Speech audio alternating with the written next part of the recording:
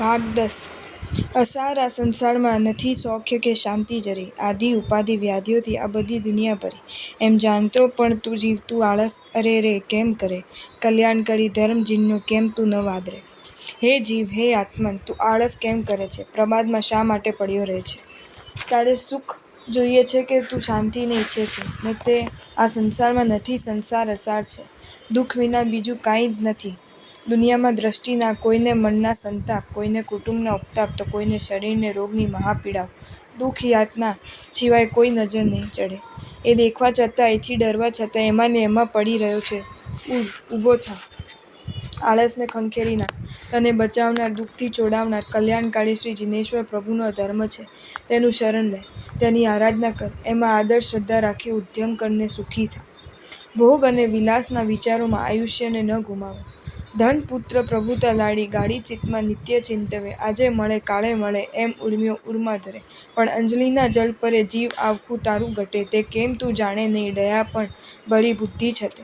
હે ચેતન, તું વિવેકી છો, સમજુ છો, અક્કલવાળા છો, છતાં જીવનને નકામું કેમ ફેરવી રહ્યા છો? તારા મનની સ્થિતિ જો, તું કેવા વિચારો કરે છે? તને થાય છે કે ખૂબ ધન મેળવું, લખેસડી કોટ્યાધિપતિ બનવું, પૈસાદાર કહેવરાવું, અનેક પુત્રોનો પિતા થવું, મને બાપુજી બાપુજી કહેતા બાળકો બાજી પડે એવી સ્થિતિ અનુભવું, શેઠ, શ્રીમંત, અધિકારી, મોટા મોટા બિરુદોને ધરનારો બનવું, અનેક રૂપવતી યુવાન સ્ત્રીઓ ધરું, ઘોડાગાડી મોટરગાડીમાં ફરવું, અરે મોટો રાજા થવું, હુકુમો છોડું, વિલાસમાં રચ્યો પચ્યો રહું. એવા ને એવા વિચારો તારા મનમાં ઉદ્ભવે છે. આ બધું આજે મળશે, કાલે મળશે એમ ચિત્તમાં ચિંતવ્ય કરે છે. તરંગોમાં તણાયો જાવ છે. પણ એ સર્વ ફાંફા છે. એમને એમ તારું આયુષ્ય ચાલ્યું જાય છે. ખોબામાં અંજલિમાં રહેલા પાણીની જેમ તારું જીવન ઘટતું જાય છે. એનો તું કેમ વિચાર કરતો નથી? પુણ્ય વગર તને કાંઈ નહીં મળે.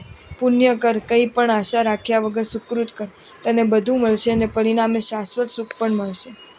શુભ કર્મની શીઘ્ર કરો, તેમાં ક્ષણ પણ વિલંબ ન કરો. જે કાલ કરવું હોય શુભ, તે આજ કર ઉતાવળો. શ્રેયાંશી બહુ વિજ્ઞાની, એ સિદ્ધાંત જાણે ખરો. નવ સાંજની પણ વાટ જો કલ્યાણકારી કાર્યમાં. હે બાંધુ પામર જીવનની, જમ સુખ દસમયો હારમાં. વિવેચન: હે બંધુ, તને ધર્મ કરવા વિચાર થયો છે. તને તારું દિલ હિત કરવાની ભાવના જાગી છે. તું કલ્યાણ સાધવા ઊભો થયો છે. તો હવે વિલંબ ન કર. કોઈની પણ પ્રતીક્ષા રાહ ન જો. જે કરવું હોય તે જલ્દી કરી લે.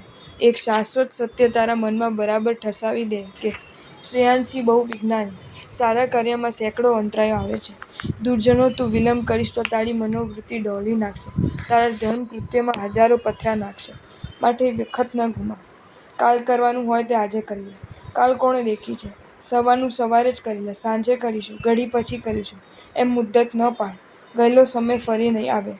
આ તારું શુભ ચોઘડિયું છે, એ સાધી લે, પછી પસ્તાવો થશે. પામર આત્માની જેમ અજ્ઞાની જીવની માફક સુખદાયી સમય હારી જઈશ. પછી વિચાર કરીશ એ કામ નહીં લાગે. માટે જે શુભ કાર્ય કરવું હોય તે શીઘ્ર કરને સુખી બન. સંસારનું સ્વરૂપ મહાવિચિત્ર છે. એક પળમાં બધું પલટાઈ જાય છે. જોડે રમ્યા જેની અતિશય પ્રીતિ, જોડે જમ્યા, જોડે નિશાળ વિષય, છતાં પરલોકમાં તે પણ ગયા. સવારમાં જોયેલ તે પણ સાંજ નવ દેખાય છે. હે મિત્ર, આ સંસારનો કેવો વિચિત્ર સ્વભાવ છે! હે મિત્ર, આ વિશ્વની માયા અક્કલ છે. જગતની સ્થિતિ ન સમજાય એવી છે. સંસારનો સ્વભાવ મહાવિચિત્ર છે. જેની સાથે તું રમતો હતો, ક્રીડા કરતો હતો, ખૂબ સ્નેહથી ભોજન કરતો, નિશાળમાં જઈ ભણતો, બાગ બગીચામાં હરતો ફરતો, વિલાસ માણતો, એક ક્ષણમાં એ વ્યક્તિ અલોપ થઈ જશે. પરલોકમાં પહોંચી જશે. તારા દેખતા દેખતા એ ગુમ થઈ જશે. તું ક્યાંય હઈશ ને તે ચાલી જશે. સમાચાર સાંભળી તને આંચકો લાગશે. પણ આ દુનિયાની માયા એવી જ છે. સવારમાં તું મળ્યો હોઈશ ને સાંજે તને ખબર મળશે કે અમુક ભાઈ ગુજરી ગયા. તું એમ કહીશ કે પણ હે શું? સંસારની સ્થિતિ જ એવી છે. કોઈની ખબર નથી પડતી. માટે હે સખે, એવા માયાવી સંસારથી, જાદુગરના જાદુ જેવા જગતથી છૂટો થવા યત્ન કર. તેની ભ્રમજાળમાંથી મુક્ત થઈ એકાંત શાંત સ્વસ્થ સ્વરૂપ સુખ દેનારા ધર્મને આરાધી પરમ સુખને મેળવ. વ્યાધિ, વૃદ્ધાવસ્થા ને મરણ એ ત્રણ ભયંકર ચોરો તમારા જીવન ધનને લૂંટે છે. માટે જાગો ને ભાગો. આ જાગવાનો સમય છે, તને વિશે તું ક્યું સૂવે? આ નાસવાનો સમય, ના શાને વળી બેસી રહે? તું જ જીવન ધનને લૂંટવા ત્રણ તસ્કરો પૂઠે પડ્યા. એક રોગ, બીજી જરા, ત્રીજે મૃત્યુ, એ સૌને નડ્યા. વિવેચન: હે ચેતન, તારું જીવન ધન લૂંટાઈ રહ્યું છે, તારી શરીર સંપત્તિ ચોરાય છે, તારી દેહ શક્તિ વેડફાઈ છે. એ ચોરનાર એક જણ નથી પણ 3 જણ છે. સામાન્ય નથી પણ મહાન છે. તેને કોઈ મહાત કરી શક્યું નથી. તે વખતે તું ચેતી જા, ઊંઘમાં ન રહે, જાગૃત થા, એનો સામનો ન કર, પણ તારું બચાવવા તૈયાર થા. બેસી ન રહે, ધર્મ પંથે ચડી જા ને ચાલવા માંડ. ઉતાવળે પગે ચાલ, દોડ, જેટલો માર્ગ કપાય તેટલો ત્વારાથી કાપ. નિર્ભય સ્થાને જઈને દૂર છે. બેસી રહીશ કે ઊંધો જઈશ તો રાગ, ગડપણ ને મરણ એ 3 ચોર તને પકડી પાડશે, તને લૂંટી લેશે, તને દુઃખી કરશે. માટે ઝડપથી આગળ વધ ને સુરક્ષિત સ્થળે પહોંચી જા. તું માર્ગે ચડીશ એટલે તને નિરાપદ મુકામે લઈ જાનારા વિમાન, વાયુને વીજળીથી પણ વધારે વેગવાળા વિનય, વ્યવત, સ્વાધ્યાય, વૃત્તિ, સંયમ, તપ વગેરે વાહનો મળશે. તેમાં બેસી જજે. બરોબ્બર સાચવીને બેસજે જેથી પડી ના જવાય. એ વાહનો તને એક ક્ષણમાં આ 3 ચોરો જ્યાં ના પેસી શકે એવા સ્થાને પહોંચાડી દેશે. માટે ઊંઘ ત્યજી, આળસ છોડી ઊભો થઈ માર્ગે ચડી જા ને ચાલવા માંડ. કલ્યાણકાર પરભવે જતાં પહેલાં ધર્મનું ભાથું બાંધી રહ્યો, જેથી આગળ ઉપર હાથ ઘસવાનો વખત ના આવે. આ કાળરૂપી રેટને શશી સૂર્ય વૃષભો ફેરવે. દિન રાત રૂપ ઘટમાળથી તું જીવન ધનને સંહાળે, પણ પરભવે પાથે સરકા ધર્મને ન વાદરે. હા હાથ ઘસતો જઈશ ચેતન મગતણી માખી કરે. હે ચેતન, જો શું થઈ રહ્યું છે તે તપાસ. તારો જીવનરૂપ જળથી ભરેલો કૂવો ઉલેચાય છે, તે ખાલી કરાય છે. તેને કાંઠે કાળરૂપ અર્ઘટ રેટ ચાલે છે, 24 કલાક ચાલે છે, 60 ઘડી ચાલે છે, સેકન્ડ પણ સમય પણ પોરો ખાતો નથી. તેને ફેરવનારા 2 મહાન વૃષભ બલદ છે. વારાફરતી એ જોડાયા જ કરે છે. એ થાકે એવા નથી. એના નામ છે સૂર્ય ને ચંદ્ર. એ ચાલે છે ને દિવસ ને રાત રૂપી ઘટમાળ ફરે છે, ને તેમાં ભરાઈ ભરાઈ તારું જીવન ધન ઘટતું જાય છે.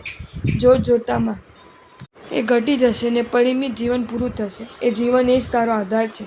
એ ખાલી થશે એટલે તારે પણ તું બીજે જવું પડશે. ત્યાં રસ્તામાં તને કોઈ સહાય નહીં કરે. તું ક્યાંક નરક, તિર્યંચ આદિ ખાડામાં ગબડી પડીશ. માટે ધર્મને કર, સુકૃતને સાથે લેતો જા. એ સુખડી છે, એ સહાયક છે, એ તને પડતો બચાવશે. એ તને આગળ જવામાં મદદ કરશે. નહીં તો મધમાખીની માફક હાથ ઘસવા પડશે. પીધું એ નહીં ને દીધું એ નહીં, ખાધું એ નહીં ને ખવરાવ્યું નહીં, એમને એમ બધું વેડફાઈ જશે. માટે જેટલું સધાય એટલું સાધી લે પહેલેથી જ, જેથી પાછળથી પસ્તાવું ન પડે. જો તમને આ વિડીયો ગમ્યો હોય તો આ વિડીયોને લાઈક કરો અને મારી ચેનલ જૈન ફેક્ટ્સ એન્ડ સ્ટોરીઝને સબસ્ક્રાઈબ કરો. ધન્યવાદ.